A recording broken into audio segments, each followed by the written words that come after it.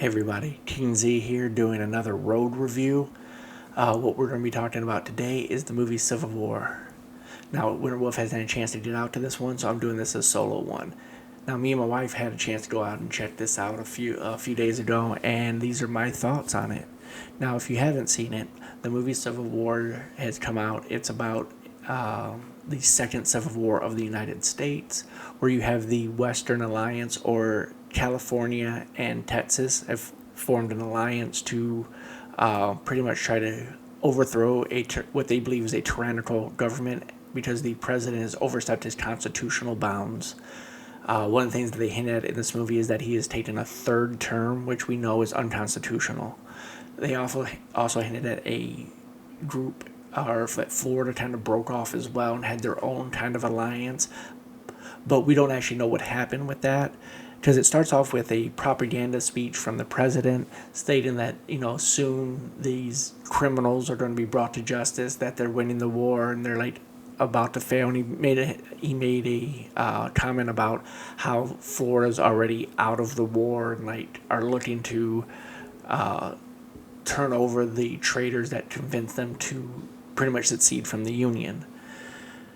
As you go through the movie, you find out that a lot of what the coming out of the White House and what the president is saying is lies or propaganda to further his objective, played by Nick Offerman, which did a fantastic job. So, with the majority of the movie, we are following and embedded with war journalists as they try to tell the story of what's happening in America during this second Civil War. You start off at the beginning, introduced to Kirsten Dunst's character, and they're at, I believe it's like a water distribution center, and events happen where you get introduced to the secondary main character, which is a new photo war journalist. She's about 16 to 18 years old. They didn't really say how old she was, but she wanted to be a war journalist. You find this out later when they're in the hotel. And you find out that, and then you get like, this is the big setup where they tell you what the actual objective of what they're trying to do, and that is that they're trying to get to Washington, D.C. to interview the president, where they are warned that this isn't something that happens. He doesn't take press are killed on sight, from what they were saying, from one of the older gentlemen who's a vet in this. So my first impression of all of this is that it was very, I say, realistic. It looked like one of the hotels where the war journalists lived in Iraq and Afghanistan. It had some of the same kind of interactions that the press had in there. You have like people always on their laptops. They're trying to upload their story, upload their pictures. Also trying to hang out, drink, forget what they saw that day. I think it was completely accurate. And then the majority of the movie is watching them. I would say it's more of a travel log type story as they move along to try to get to their final objective of interviewing the president of everything that's happening in the United States. And you get glimpses and pieces of the war. So we were misled a little bit by the trailer, as this movie is kind of slow, where it goes from character building to an action point, character building to an action point, character building to an action point, climax. So it is a little bit slower than what the trailers portrayed it to be. It is not a war film where you're going to see, it's not, like I said, it's from the eyes of the journalist. It's not from the eyes of the commanders and the troops on the ground. You get different point of views from different journalists as they talk to him later. Like they ran into him into an assembly area and they talked to two embedded journalists with another unit and stuff like that. So that is the perspective of this. So it is a little bit slower. It's not action packed like, say, We Were Soldiers, where you had an embedded journalist. So just temper your expectations if you haven't seen it on with that. One of the things that they did great with A24 did with this film is that they were very vague with a lot of stuff. Like, you don't really hear what kicked off the war. You don't hear the sides of it. You don't hear the political things that happened that caused the war, other than what I said earlier, where you hear that the president took a third term, which is unconstitutional. That's also one of the reasons why they combined Texas and California. That way, one side of today's modern politics wouldn't be like, well, that's my side and this is my side. You took two states that are usually diametrically opposed and put them together in an alliance. So one of my first thoughts is like, what did the president have to do to get those two states to agree that they're doing the wrong thing? The movie itself, as in a review that I have saw, was they said that it was like a love letter to war journalists, because you see a lot of what they go through to get what they do.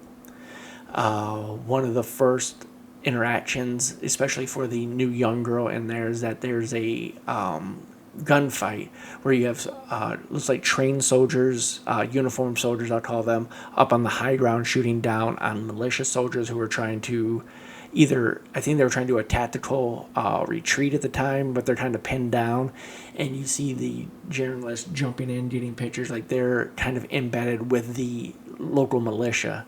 Now, one thing that they did also is that the journalist wasn't saying who's right, who's wrong, who they're trying to be with, and who they're not trying to be with. It's just pretty much who would accept them to let them do what they're doing, because there's a scene later where they're with uniformed soldiers who are a sniper team, which this is one of the comedic areas of the movie to try to lighten it.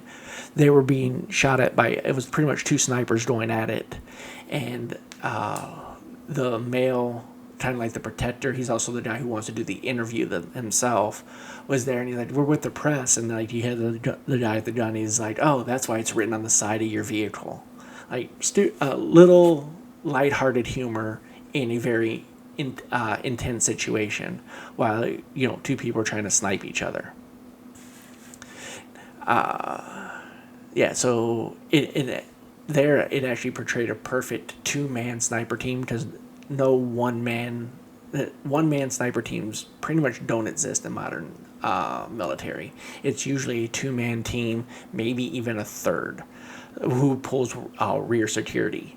I believe they got that really accurate with the movie American Sniper, that follows the life of Chris Kyle. He was a Navy SEAL sniper who was supporting Marines and ground forces in Iraq and Afghanistan. I think he still holds the record for the longest kill, which was over 200 yards or something like that. I'd have to look that up, but that's beside the point, off the subject. Let's get back to Civil War. Let's just start wrapping up this review and going into my final thoughts. This movie, I think, was a very well done to stay politically vague. I think it really captures the life of a war journalist. As I said, like in other reviews, they refer to it as a love letter to a war journalist. There are some very disturbing scenes, especially one with this guy right here, and the whole scene of what type of American are you. Really good, very intense scene, portrayed awesome by the actors in that scene. I'll say everyone in this movie pretty much did justice to their role.